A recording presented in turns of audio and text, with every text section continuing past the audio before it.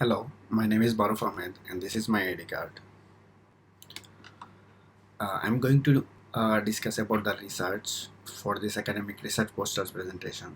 Before moving the main presentation, I'd like to reflect to the previous fail assessment as well.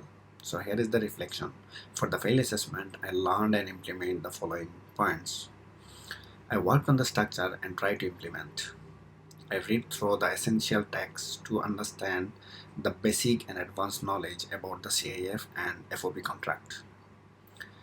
I have tried to provide sufficient consideration of critical analysis and academic commentary. I have tried to insert my own understanding to bring the critical analysis. I have read many cases and tried to understand the underpinning principles as well. Now I research thoroughly, and it is unnecessary for me to the over reliance on the script. I have practiced to deliver many times before the final delivery. So those are my reflection from the previous assessments. Now I have to move to the new topics. My research subject is an FOB sailor, has less strength duties than the CIF sailor. That's the at the very outset of my presentations, I have to discuss about the conceptual underpinning. Firstly, I like to discuss the conceptual underpinning of the research.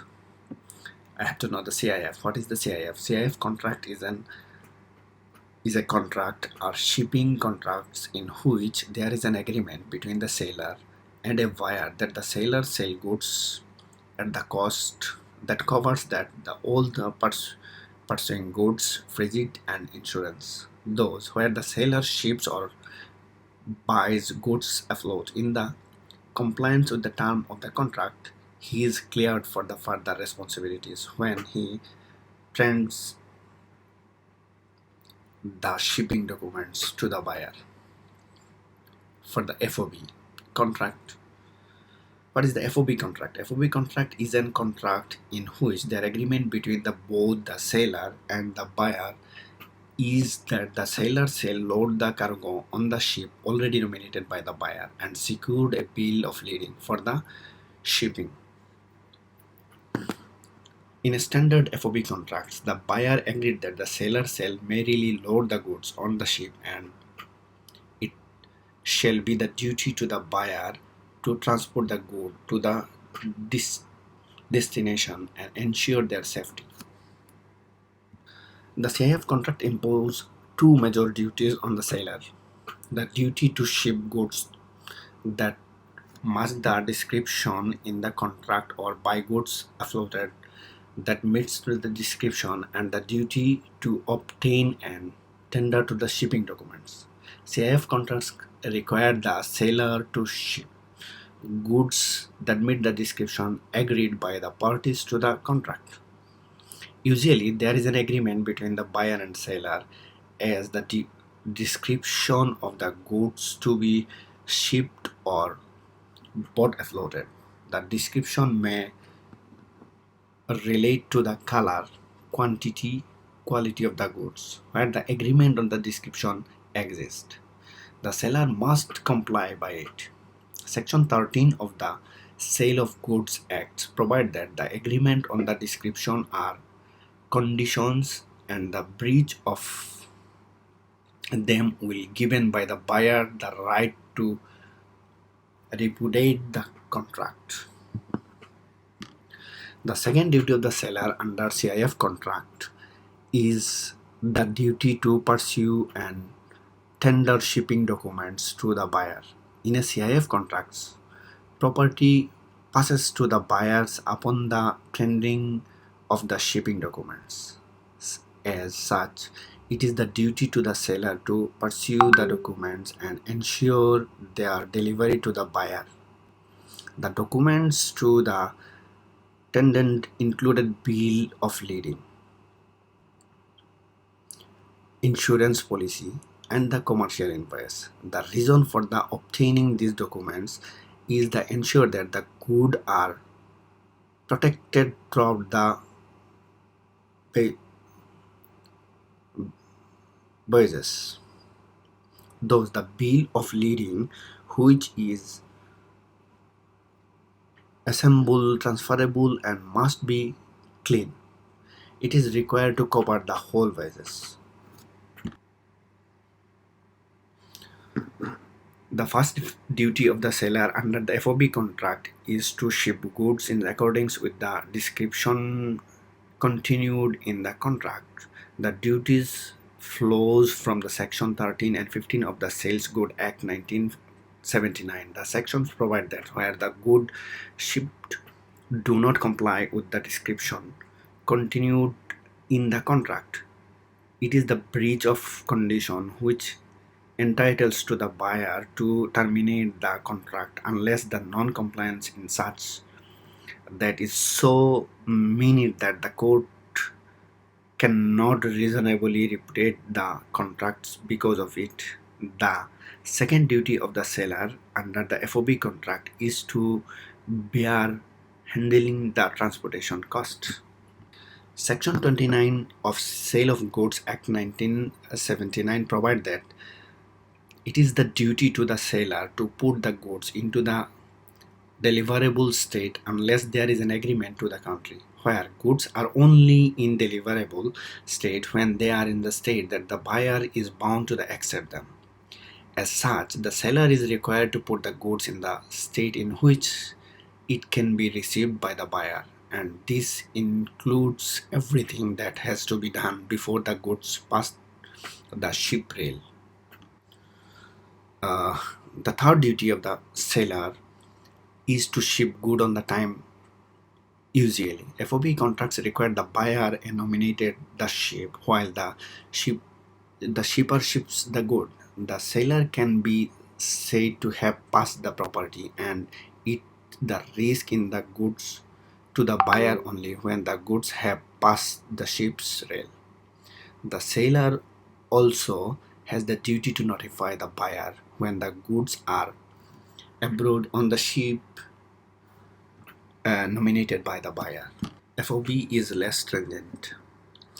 Upon scrutinizing the obligation of the seller in relation to the CIF and FOB agreement, it is evident that both contract and entailed specific responsibilities on the part of the seller. The evaluation of whether the obligation imposed on the seller is contract utilizing the CIF in term result in the more rigorous set of requirements for the seller is of utmost importance. The response of the inquiry is in a positive. The obligation placed on the seller through the CIF agreements are more rigorous.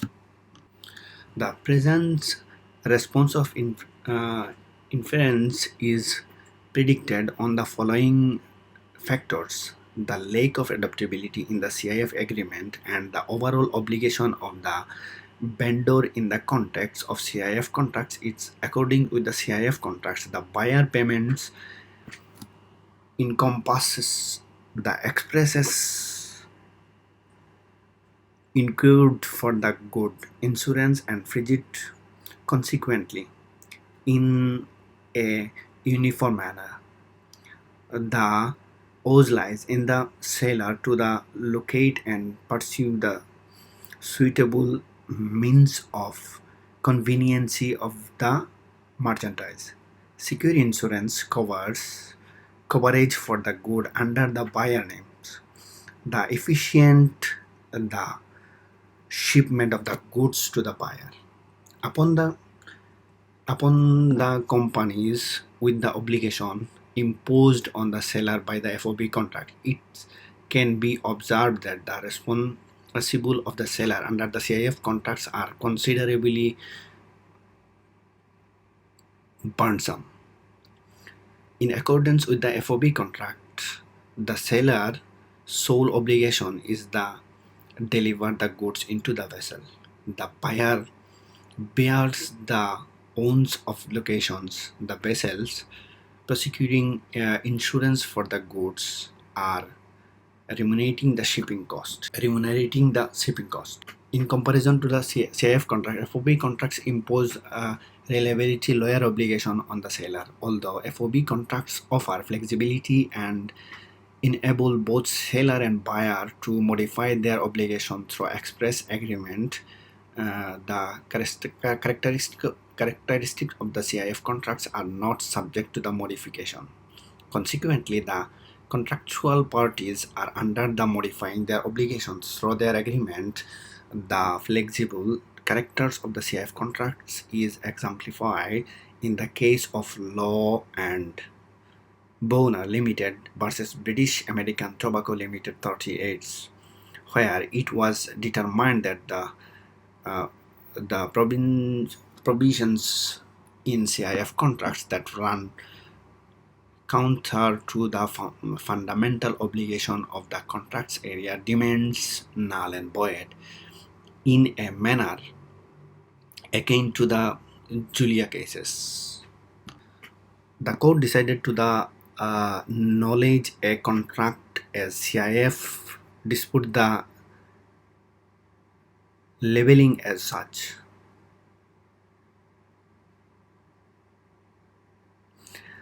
This was the duty of the fact that the contract stipulated that the risk was transferred upon the discharge of the goods according with the court of ruling. A CIF contract lacks flexibility in the primary obligation within it cannot be altered by the parties involved. The parents of the nomination, the presence of the nominations obligation of the CIF contracts impose the seller, which cannot be altered by the nominate agreement of the parties regarding to the duties and responsibilities assigned to the seller under the CIF contracts. More strength, the possibility of the parties have some degree of flexibility of the modifying their obligations through mutual agreements would have prevented the effective the outcome.